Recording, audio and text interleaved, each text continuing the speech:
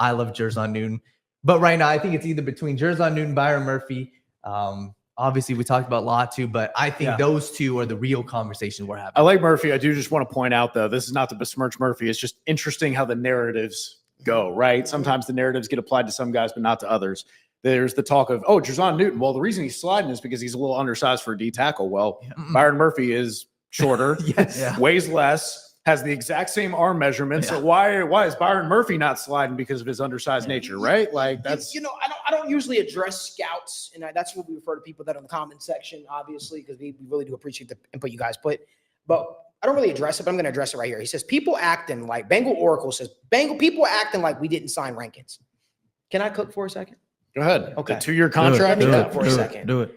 You're relying on a guy, right? And Sheldon Rankins, albeit while he's been productive in his career, has never been able to break through into the upper echelon. He's a guy that you have under contract, for 2 years, right? And then what? What is the long-term answer at that position? Right now, it looks good, right? Well, we got those guys under contract for right now. Well, BJ Hill's a free agent after next year. Sheldon Rankins is a free agent after 2 years.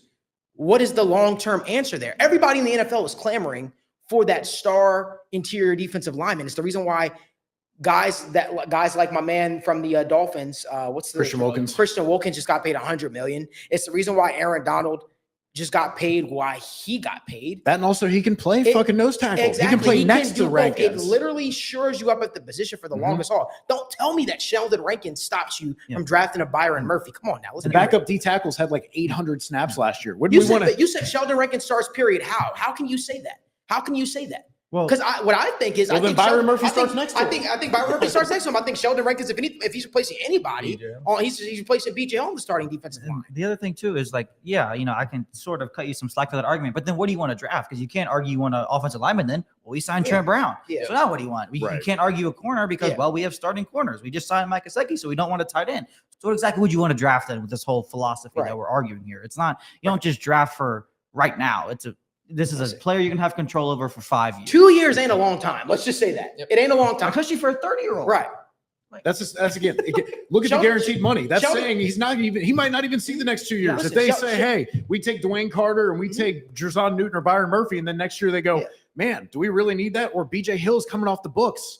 Like, guys, I don't think you realize how much the backup defensive ends and defensive tackles play. Like, it's not like offensive line or wide receivers or corners where you go out there and you play the whole damn game. Like you rotate, you get 500, 800 snaps from your backups. Like there is room for him to have an impact, especially on passing downs. You want to hear the most beautiful thing about this? When you have a star-studded guy in the interior of your defensive line, for years we weren't saying, "Oh man, we need to replace Atkins or we need to grab another guy." We were saying, well, maybe we need to get a true nose tackle next to him, somebody to help alleviate that.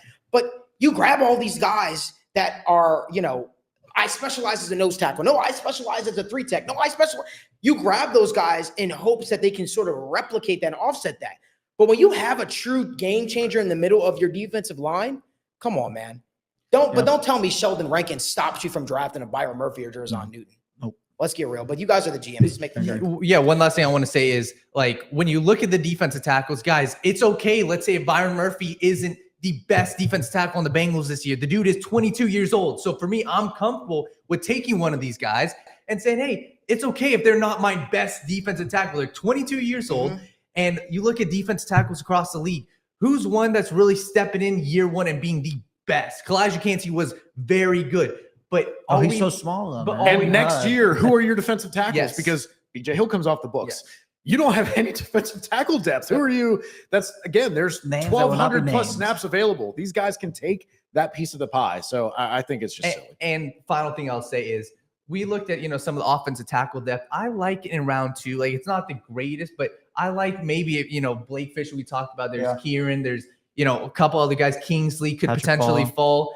So I look at it like that. And also I look at the defensive tackle depth also. We're going to have a chance to go after another defense tackle. We're going to have a chance to go after a cornerback. So the way I look at it, I think you take one of the DTs and you don't look back. I'm with you. GM. I'm with you. Are we ready to lock it in? Oh, yeah. All right. We've done it before, but I'm going to lock in Byron Murphy here again. Byron Murphy. Clap it up, folks.